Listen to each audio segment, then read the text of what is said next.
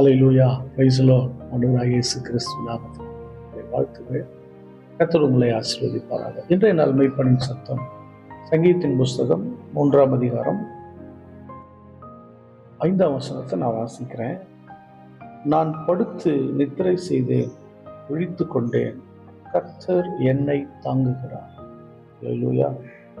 ஆமாம், இங்கே இந்த வசனம் கவனிக்கப்பட வேண்டியது. அவர் சொல்றாரு, தாவீது எழுதுகிறார், நான் படுத்து நித்திரை செய்தேன், விழித்து கொண்டேன், கர்த்தர் என்னை தாங்குகிறார்.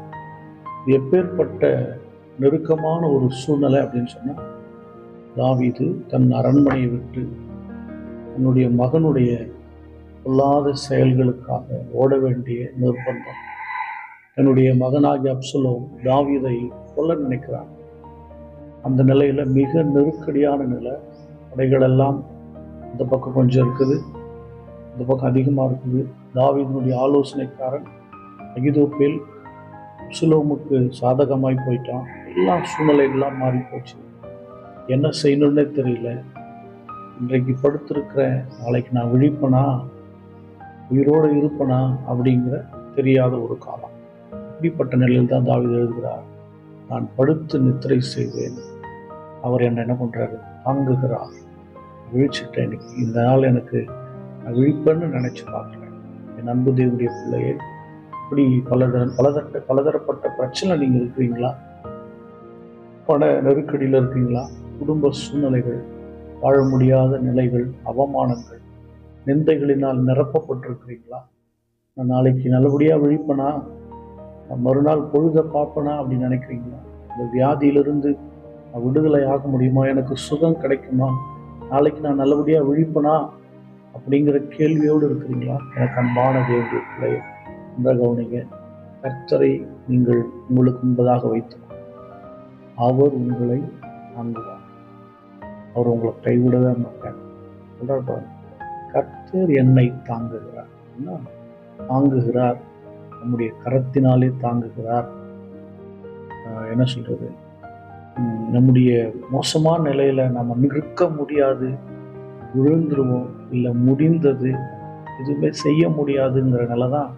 அந்த நேரத்தில் தேவனுடைய கரம் நமக்கு உதவியாய் நிற்கிறதுல அதை தான் தாங்குகிறதுன்னு சொல்லுவோம். சில கர்த்தர் என்னை தாங்குகிறார்.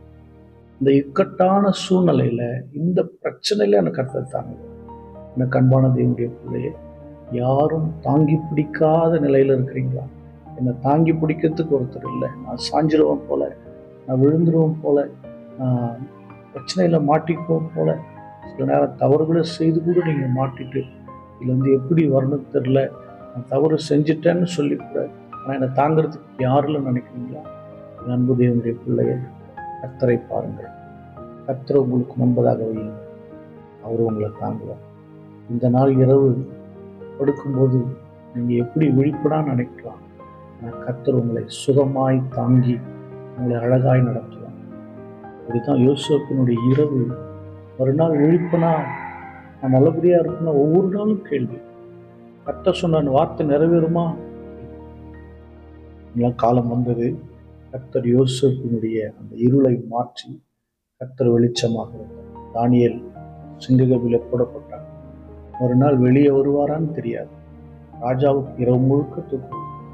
காலையில சிங்ககபி போறார். போயிட்டு ஜீவனுள்ள தாசனாகி, ஜீவனுள்ள தேவனுடைய தாசனாகி தானியேலே அப்படிங்கிறார். உயிரோடு இருக்கான்னு தெரியல, தானியேலுக்கு உள்ள இருக்குமான்னு தெரியாது. ஆனா தானியேல் கர்த்தரை மட்டும் பார்த்தார். கர்த்தர் அந்த இரவு முழுவதும் தாங்கினார். மறுநாள் காலையை மகிழ்ச்சியாய் மாற்றினார். அன்பு தேவனுடைய பிள்ளை, கடந்த நாட்கள் இரவெல்லாம் கண்ணீராக இருக்கலாம். கர்த்தர் உங்களை புது வழியில, புது பாதையில நித்தமும் மகிழ்ச்சினால் நிரப்பக்கூடிய நாள் வந்துவிட்டது. கவலைப்படாதிருங்க. கர்த்தர் உங்களோட ஸ்தோத்திரம் பண்ணுவோம். ஸ்தோத்திரம். எத்தனையோ நாட்கள் நாங்கள் கழிக்க முடியாத இரவுகள் வந்தது, புலம்பின இரவுகள் வந்தது. மறுநாள் நலமாக இருக்குமா என்று எங்களுக்கு, ஆனாலும் நாங்கள் விழிக்க செய்தீர், எங்களை தாங்கினீர், எங்களை தப்புவித்தீர். உமக்கு ஸ்தோத்திரம், ஸ்தோத்திரம். அன்பின் பிதாவே, உமக்கு ஸ்தோத்திரம். பிள்ளைகள் எந்த நிலையில் இருக்காங்க எனக்கு, வியாதியோடு இருக்கலாம், மன அழுத்தத்தில் இருக்கலாம், ஏகப்பட்ட பிரச்சனை இருக்கலாம். கர்த்தர் உங்களுடைய பிள்ளைகளை தாங்குவீராக. போராட்டங்களிலிருந்து இயேசுவின் நாமத்தினாலே விடுதலை உண்டாவதாக என்று சொல்லுகிறேன். சமாதானம் உண்டாவதாக என்று சொல்லுகிறேன். உடைய கரம் உடைய பிள்ளைகள் மேல் இருக்கும். இயேசு கிறிஸ்துவின் நாமத்தினால் ஜெபிக்கிறேன். நல்ல பிதாவே. ஆமென். God bless you. Bye bye.